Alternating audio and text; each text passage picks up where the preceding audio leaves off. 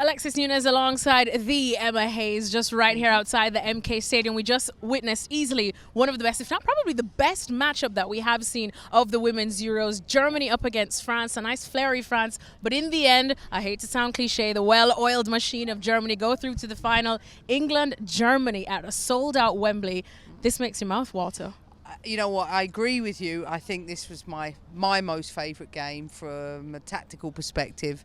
And yes, a well-oiled machine. But they're facing an equally informed team in England and a team that are equally prolific going forward and maybe have more goal scorers. Germany reliant on Pop, maybe more so. But a very intriguing matchup with both teams at the top of their game. And I mean, like we said, France definitely gave it a good run. But what impressed you the most about this German team today, if we're going to take out Alex Pop and her amazing performances? Well, Lena Oberdorf, Yeah. I mean, that was a world-class performance in midfield, and one where the longer the game went on, the more destructive she became. I thought they've got a nastiness to them, Germany, in the way that you need winning teams to have. The good kind of nasty. Yeah, I like it. I like some of the strong challenges. I thought the officiating was excellent tonight. I think France's problem being toothless in the final third has been their Achilles heel. They're an almost perfect team without a centre forward and faced a rampant German team that, with crosses into the box, have the best number 9 in the tournament. All right, well, Germany will be facing England, and it's not just England they'll be facing all of the fans at a sold-out Wembley. How do Germany approach this matchup? You know what? I think they'll relish the challenge. I mean, Germany-England has always been an incredible rivalry in both men's and women's football. I think the fact that Germany have history on their side will give them confidence. England, however, have the 12th player, and that is the fans. And I think for that reason, it gives them the edge. But I think that Germany are completely unafraid of playing in England's backyard, and they will approach the game much in the same way they have throughout the tournament. They can suffer without the ball, they can play on the counter, they're very good defensively, and like I said, in someone like Pop, I could see her causing problems for England's centre-back pairing. Well, I remember I spoke to Lucy Bronze as well before the matchup and after the matchup against Spain, which was seemingly supposed to be England's biggest challenge considering the group stages and how that went. And she said, like, look, no matter what, we knew we had to get uncomfortable with not having the ball. We had to get comfortable with being uncomfortable. But she said they didn't really panic because they knew what they had coming off the bench was going to also help them as well. Germany do have some firepower coming off the bench as well. It's equal, but I think in Alessia Russo they have a real game changer that can come on and score goals. I think you saw tonight with Lohmann and Daumann coming into the game. I think they've got midfield options. Have Schuller back from the bench potentially, but you're not taking Pop off the pitch. Maybe not. Bull is back, so it gives them another threat, even though I thought Brand did well tonight. I think both teams are of an equal level, and for that reason it's really, really difficult to predict. But I do know that this is the first time I feel like Sarina is coming up against a team who's going to be quite dogged out of possession, and she's going to have to use all her wisdom to get England through to a gold medal situation. Well, you did actually say that these are the two best coached teams so far. We know France are as well. You know a thing or two about having well-coached teams. How does Sarina Wiegman approach this?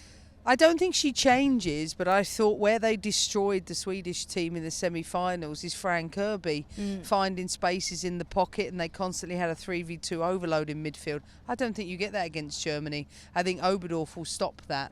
I think with the wide play, it's going to be 1v1 duels down the side, and it's a case of whether Hemp gets the better of Gravin or vice versa going forward. I think the game is going to be won and lost out there, because I think if Germany get into good crossing positions, they have Pop. If England get into good crossing positions, they have the ability to keep it alive, I think, with Beth Mead in the second phases.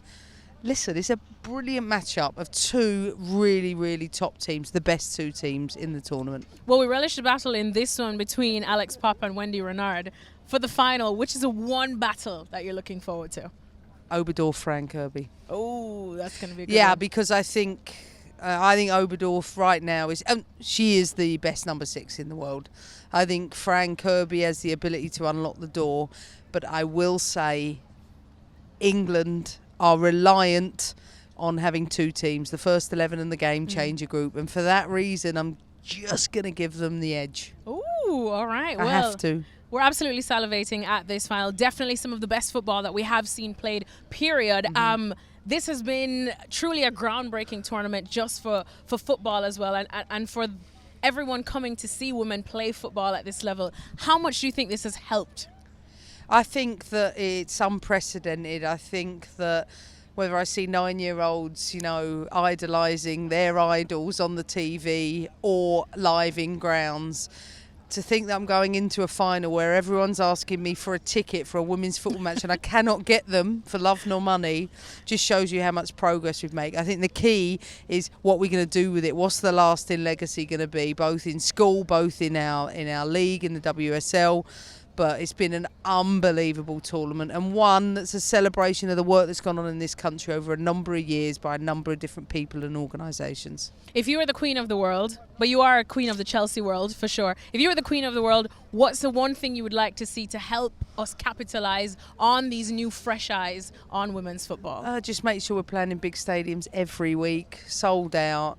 Give everybody access and opportunity. Of course, pay everybody better because we all want more money just to keep growing the sport. I don't mean that really, but just to keeping us front and centre. I think you need to see it to be it. Yeah. And I would like that to happen more, and perhaps a little bit more diversity in our sport. I think that's the one thing missing, and something that I hope that the foundations have a little bit more of an inner city interest. I feel sometimes that's missing within our sport. All right. Well, Emma Hayes, always a pleasure. We need to go get our rest because we are excited for this final. Germany, England, one on paper that gets every football fan excited. It's going down at Wembley on Sunday. Thanks so much for watching ESPN on YouTube. And for more sports highlights and analysis, be sure to download the ESPN app. And for premium content and live streaming, subscribe to ESPN Plus.